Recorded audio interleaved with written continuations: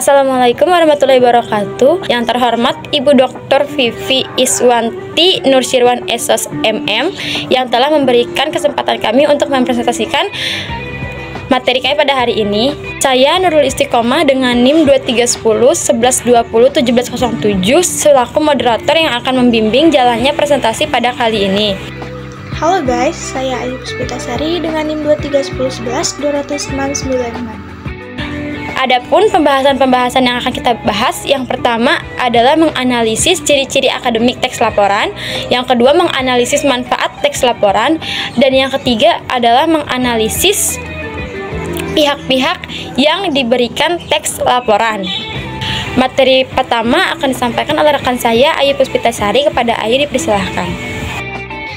Baik, pemaparan materi yang pertama yaitu mengenai ciri-ciri akademik teks laporan, di mana di sini disebutkan ada 5 ciri-ciri, di mana yang pertama yaitu ringkas atau padat, yang berarti laporan ditulis hanya berisi hal pokok secara ringkas sehingga penerima laporan segera mengetahui permasalahannya.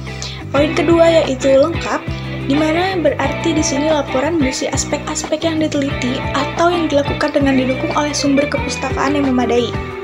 Yang ketiga yaitu logis, laporan berisi informasi yang disertai penjelasan dengan alasan-alasan yang masuk akal, di akal, dan yang dapat ditelusuri kembali secara metodologis. Poin yang keempat yaitu sistematis, di mana yang berarti laporan disusun menurut struktur teks yang mengandung tahapan-tahapan yang berurutan dan dalam sistematika menunjukkan satuan-satuan yang saling berhubungan.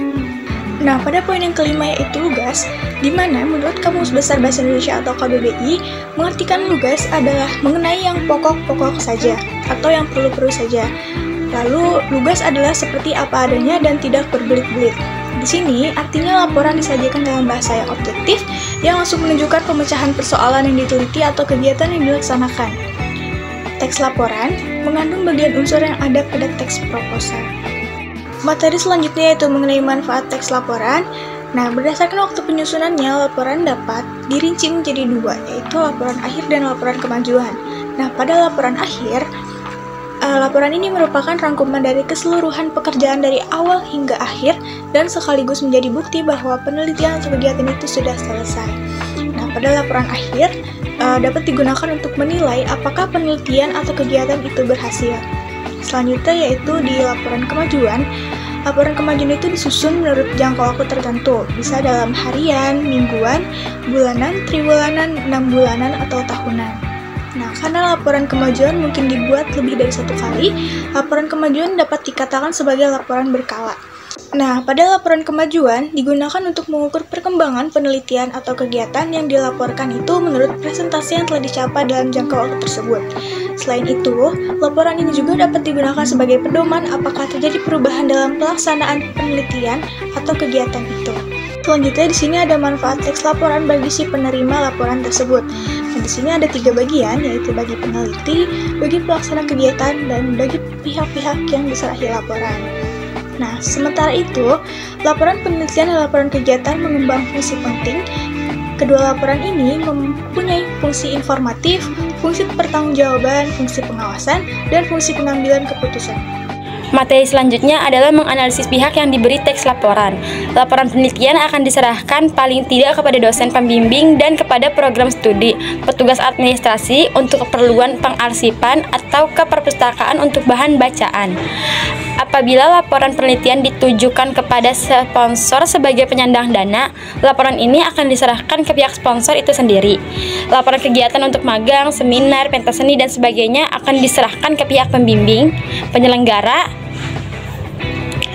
sponsor, pejabat, atau tokoh masyarakat, dan pemangku kepentingan yang lainnya.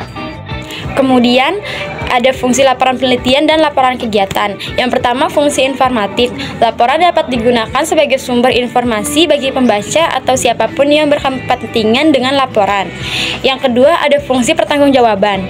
Laporan merupakan bentuk pertanggungjawaban dari peneliti atau pelaksana kegiatan kepada atasan, sponsor, atau pembaca bahwa penelitian atau kegiatan sudah dilaksanakan. Yang ketiga, fungsi pengawasan. Laporan dapat menjadi sarana untuk melakukan pengawasan kepada peneliti peneliti atau pelaksana kegiatan tanpa harus melakukan pengecekan langsung ke lapangan. Yang keempat, ada fungsi pengambilan keputusan. Laporan dapat digunakan sebagai bahan pertimbangan pengambilan keputusan mengenai sesuatu agar keputusan tidak salah sasaran. Pemaparan materi pada hari ini, kesimpulan yang bisa kita ambil adalah teks laporan memiliki ciri-ciri akademik yang meliputi penggunaan bahasa formal, objektif, logis, dan terstruktur. Laporan memberikan manfaat berupa penyediaan informasi yang lengkap, akurat, dan dapat dipertanggungjawabkan, sehingga berguna bagi berbagai pihak seperti atasan, bawahan, dan publik. Laporan pada umumnya dibuat untuk diberikan kepada pihak-pihak yang membutuhkan informasi, seperti pimpinan, instansi terkait, atau pihak yang berkepentingan lainnya. Baik, cukup sekian presentasi kami pada hari ini. Kurang lebihnya mohon maaf. Wassalamualaikum warahmatullahi wabarakatuh.